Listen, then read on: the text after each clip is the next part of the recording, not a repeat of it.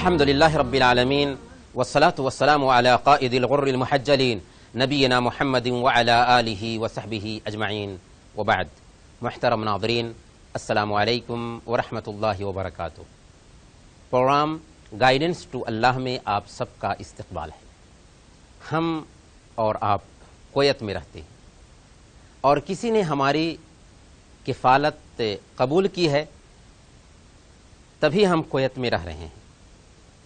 چاہے ہم کمپنی میں کام کرتے ہوں، چاہے ہم گھر میں کام کرتے ہوں، چاہے ہم منسٹری میں کام کرتے ہوں، کوئی ہمارا کفیل ہے تبھی ہم کویت میں رہ رہے ہیں. ایسے حالات میں کفیل کے ساتھ امانت داری کا معاملہ ہونا چاہیے.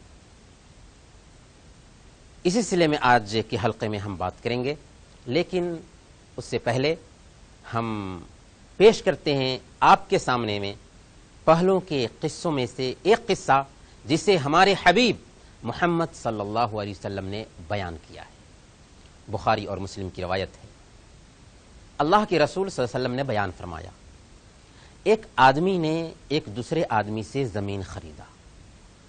جب وہ زمین جوتنے گیا تو اس زمین میں اس نے سونے کا تھیلا پایا.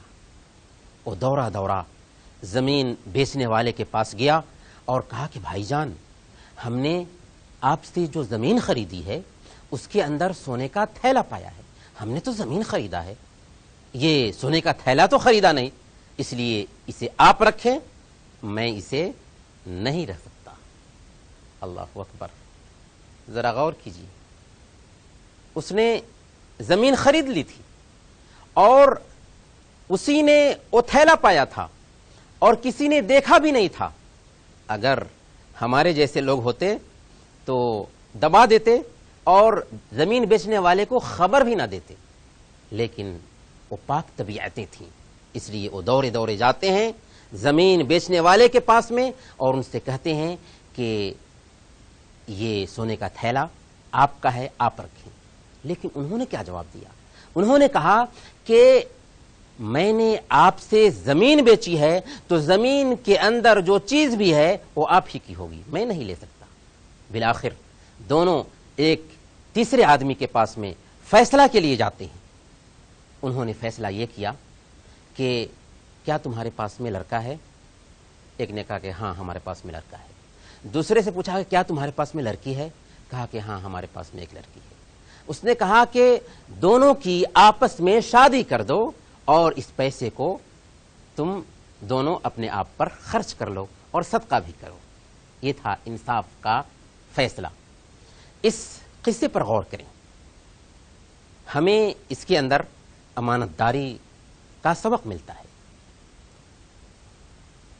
اس لیے میرے بھائیوں، سب سے پہلے ہم تہہ دل سے آپ کو مبارکباد پیش کرتے ہیں کہ آپ نے پردیسی زندگی اختیار کی ہے. اللہ تعالیٰ سے دعا بھی کرتے ہیں کہ اللہ تعالیٰ آپ کے اوپر کام میں جو پریشانی آ سکتی ہے اس کو آسان فرمائے.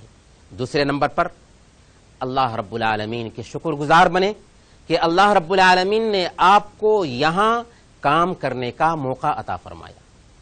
تیسرے نمبر پر ڈیوٹی امانت ہے، اس کا پاس و لحاظ رکھیں.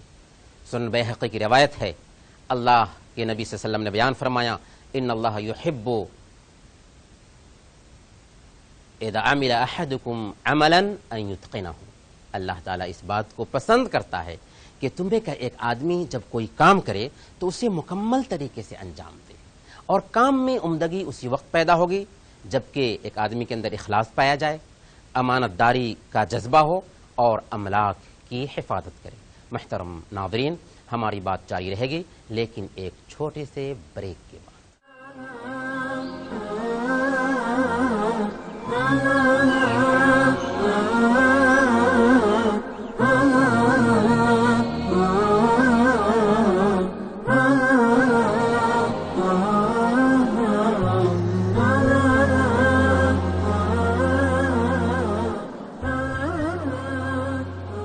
محترم ناظرین، بریک کے بعد ایک بار پھر آپ سب کا استقبال ہے اور آپ دیکھ رہے ہیں پروگرام گائیڈنس ٹو اللہ. اگر ہم کفیل کے املاک میں امانت داری برتتے ہیں تو اس سے جہاں ہمارا رب ہم سے خوش ہوگا وہیں ہماری دنیا بھی بنتی ہے۔ جی ہاں، اللہ رب العالمین کے ہاں ہمارا مقام اور مرتبہ تو بلند ہوگا ہی، ہمارے کفیل کے پاس، بلکہ دنیا میں عجیب طرح سے ہمیں اس کا فائدہ حاصل ہوگا۔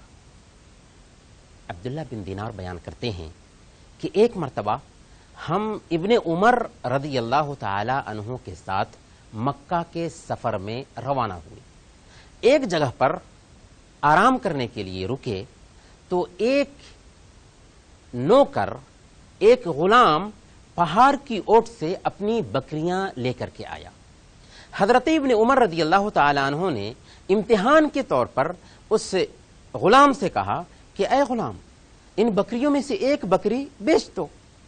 اس نے کہا کہ یہ بکریاں ہماری نہیں ہیں، مالک کی ہیں، میں کیسے بیچ دوں؟ حضرت ابن عمر رضی اللہ تعالی عنہ نے کہا کہ مالک سے کہہ دینا کہ بھیڑیا نے کھا لیا ہے۔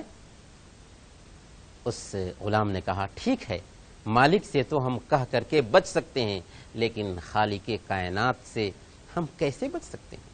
یہ سننا تھا کہ حضرت ابن عمر رضی اللہ تعالی عنہ کی آنکھوں میں آنسو جاری ہو گئے اور اس غلام کے تقوی کے قائل ہوئے۔ پھر اس کے مالک کے پاس گئے اور اسے خرید کر کے آزاد کر دیا۔ دیکھا، آزادی مل رہی ہے مالک کے ساتھ میں امانت داری کا معاملہ کرنے کی وجہ سے۔ نوح بن مریم اور مبارک کا قصہ شاید آپ نے سنا ہوگا۔ ایک آدمی تھا نوح بن مریم، اس کے پاس ایک غلام تھا مبارک نام کا۔ اس نے اپنے غلام کو اپنے باغیچے کی رکھوالی کے لیے بھیجا۔ 2 مہینے کے بعد جب باغیچے میں نوح بن مریم پہنچا تو اس نے کہا کہ میٹھا انگور لے کر کے آؤ۔ مبارک باغیچے سے میٹھا انگور توڑ کر کے لایا، پیش کیا تو کھٹا نکلا۔ کہا کہ میٹھا لے کر کے آؤ، پھر دوسری جگہ سے توڑ کر لایا، وہ بھی کھٹا نکلا، پھر تیسری جگہ سے توڑ کر لایا، وہ بھی کھٹا نکلا۔ تب نوح بن مریم نے مبارک سے کہا کہ کیا تم کھٹے اور میٹھے کی تمیز نہیں کرتے؟ اس نے کہا کہ آپ نے تو ہمیں باغ کی رکھوالی کے لیے نہ بھیجا تھا، اور میں نے رکھوالی کی، اللہ گواہ ہے کہ میں نے ایک دانہ بھی چکھا نہیں، تو آخر ہمیں کیسے پتا چلے گا کہ کون سا دانہ میٹھا ہے اور کون سا دانہ کھٹا ہے؟ یہ سننا تھا کہ نوح بن مریم کا انداز بدل جاتا ہے۔ اس نے مبارک کو آزاد کر دیا اور اس کے بعد اسی سے اپنی بیٹی کی شادی کر دی۔ پھر کیا ہوا؟